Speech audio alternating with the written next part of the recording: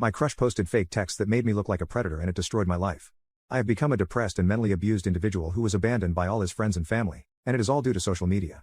In the summer of 2017, I was a normal 15-year-old kid who was tempted by the allure of Instagram. Everyone at my school was using it, including the girl that I had a crush on. My mom was old school, however, and I wasn't allowed a phone before 2017. And even when I was, it was the lowest model of a smartphone that you had ever seen. My dad had passed away when I was just a baby, and she was raising me as a single mother who didn't have a lot of money. But I didn't care about that. All I saw was that I finally had a phone that could install Instagram. And so I did exactly that.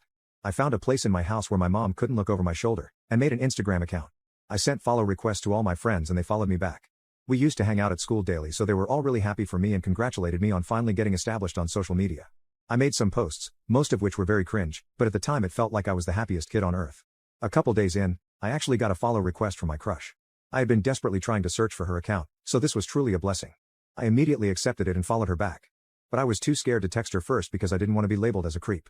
Surprisingly, not only did she follow me, she also was the one who texted me first, asking how I was doing. I obviously replied in a very enthusiastic way, and we started talking. It turns out that we had a lot in common, especially our taste in music. So a few days go by and we are talking for around 2 hours daily. My mom sometimes yelled at me to get off my phone, but I wish I had listened. I hid from them the fact that I was on Instagram, and was talking to a girl. And then, a life-altering event happened that changed how I viewed the world as a whole. Summer break was getting closer and closer, and I wouldn't be able to see my crush at school anymore. So I was considering confessing to her via text and just shooting my shot. While I backed out from that decision, our conversation one day kept on going in that direction. We were talking about relationships and love when she asked me if I had a crush. Instead of answering, I asked her if she had one and she said yes. For some reason, I got really excited and just blurted out that yes, I have a crush, and that crush is you. It was all downhill from there. She didn't reply to a single text after that. I thought I had completely fumbled it, but it wasn't the end of the world, right? Well, apparently it was for her. The next day she posted some texts from my account to hers that I had never seen before. They were disgusting, vile messages that were threatening to do things to her that I had never even known existed. I knew that I had never sent those texts, and asked her why she posted a fake screenshot, but she didn't reply. Everyone who saw her story immediately believed that it was real and turned on me like I was a villain. I got texts from all my friends calling me a creep and a degenerate. I kept trying to deny the accusations, but it was of no use. There were still 2 more days left before summer break started, and they were going to be hell for me. I was avoided like a plague in my classroom, and no one wanted to even look at me, including my ex-crush. I shouted at everyone like a madman, saying it wasn't me. I never sent those texts. By that point, any feelings I had for her were long gone and I was just desperate to prove my innocence. Well, apparently, one of the girl's parents had seen what she posted and had contacted the school to report me for harassment. You would think that the school would conduct an investigation to find out the truth, but no. They immediately believed that what the girl was saying was true and she was the victim, while I was the culprit. My mom was called into the principal's office to inform them that I was being suspended, and would start class 1 week later than everyone after our summer break.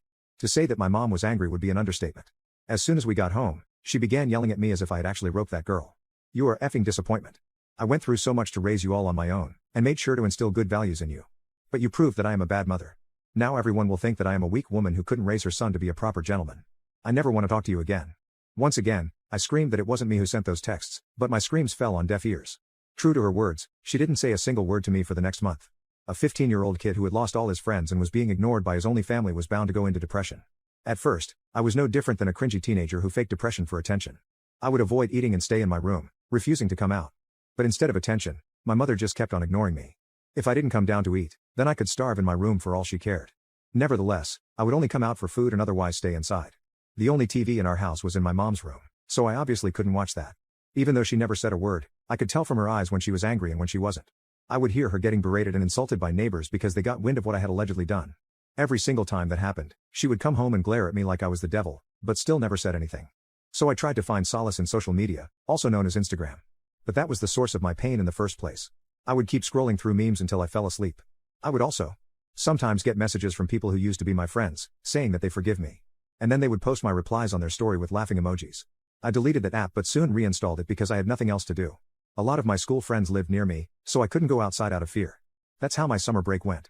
What happened when I went back to school? No one had forgotten my actions, and everyone was still treating me like crap. Even teachers would ignore me if I tried to ask a question. I tried to get my crush to retract her statement, but she was always surrounded by boys who would beat me up if I approached her. Eventually I just kept making excuses to not go to school. It wasn't hard at all, since my mom was still not talking to me. She would iron my clothes and prepare breakfast in case I wanted to go to school, but won't wake me up or tell me to go if I didn't go on my own. She didn't care one bit about me anymore. My grades inevitably dropped as a result of all this.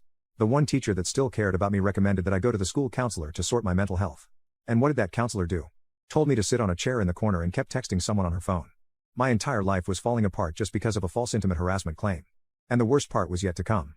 My crush posted fake texts that made me look like a predator and it destroyed my life. My entire life was falling apart just because of a false intimate harassment claim.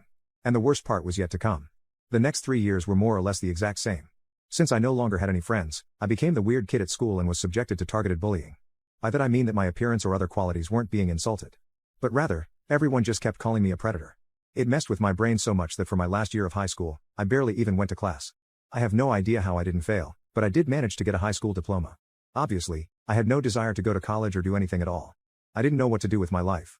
I even considered ending it, but was too much of a coward to go through with any of my plans. Now, while my mom never said a single word in those 3 years, she had actually planned something for my future. And that was to kick me out as soon as I turned 18. For my birthday, I didn't get a cake or a present. And the first sentence that my mother said to me after that incident was, "Get out of my house, and never come back. I regret raising a man who would treat women like that, and don't want to look at your face anymore." 3 years had passed by then, so I was a very depressed and broken down teen. I didn't even argue with her or try to prove my innocence anymore. Instead, I packed whatever I could carry in my backpack and left the house. This isn't one of those fairy tale stories where my best friend or uncle takes me in and provides me with food and shelter.